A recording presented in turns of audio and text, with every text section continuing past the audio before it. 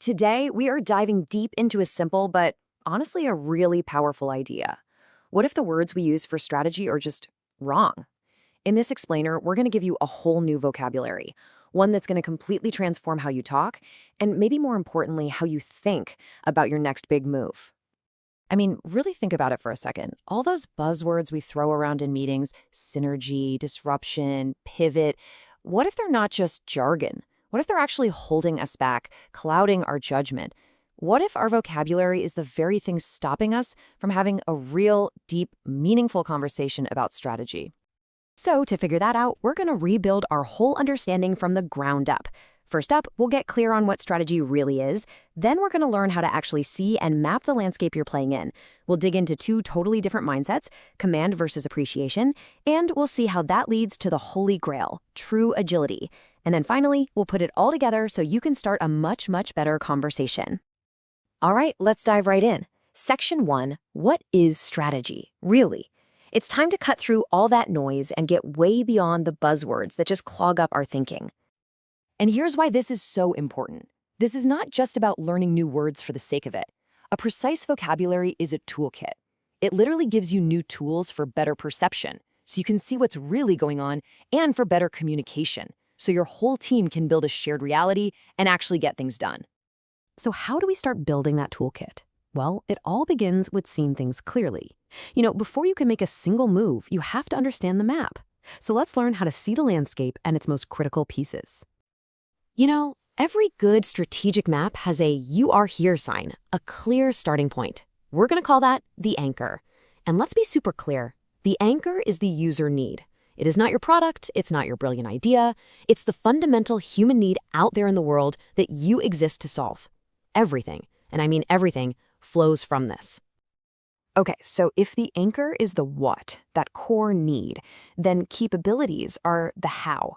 A capability is just that, the ability to actually fulfill the need. Think of them like your building blocks, right? The services, the tech, the people you assemble to serve that anchor. And then we have climate. Now, these are the big external forces that you just don't control. Think of them as the rules of the game. Market shifts, new technology, what your competitors are up to. You can't change the weather, you can't change the climate, but you absolutely have to understand it if you want to play the game and win. Okay, so you can see the landscape now. You've got your anchor, you know your capabilities, and you're watching the climate. So now what? How do you actually operate in this world? Well, this brings us to a really fundamental choice between two very, very different mindsets. On one side, you've got what we call command and control. We've all seen this. It's that rigid, top-down approach that just crushes creativity and basically pretends uncertainty isn't real. But on the other side, you've got appreciation and leadership. And appreciation here doesn't just mean being nice. It means clear perception. It means a deep, genuine understanding of what is actually happening on the ground. It's not about barking orders. It's about leading from a place of real insight.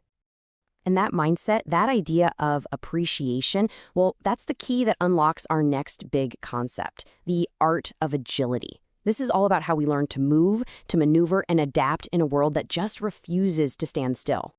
So what is agility, really? Well, at its very core, it's the ability to shift from one orientation to another. And this is so crucial. It's not just about moving fast for the sake of it. It's about fundamentally changing your entire perspective, your whole approach when you're hit with something new and unexpected.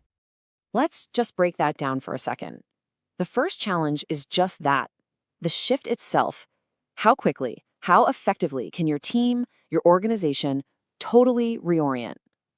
When some new piece of data comes in that blows up your current plan, can you actually see it, accept it, and change course without grinding to a halt?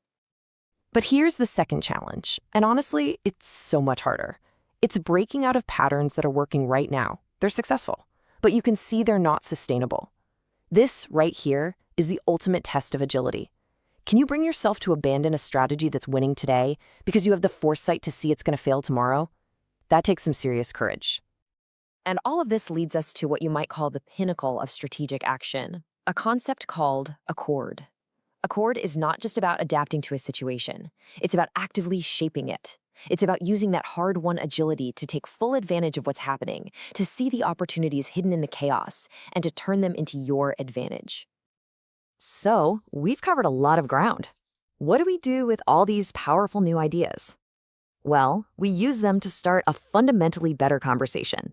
Let's take a look at the new strategic toolkit you now have at your disposal.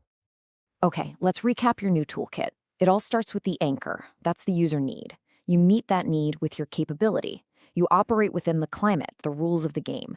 You do all of this with a mindset of appreciation, of true understanding. That mindset enables agility, your ability to shift. And when you master that, you get to accord, the art of shaping your own future. See how they all link together? It's a powerful system for thinking. And look, this is the real takeaway here. The goal was never just to give you a glossary of new terms to memorize. It's to give you a foundation to have a completely different kind of conversation about strategy, one that is way clearer, way deeper, and believe me, far more effective. So now you have the vocabulary, you have the toolkit to finally move beyond those empty buzzwords and start a real, meaningful, deep dive conversation. So the only question left is, what strategic conversation will you start?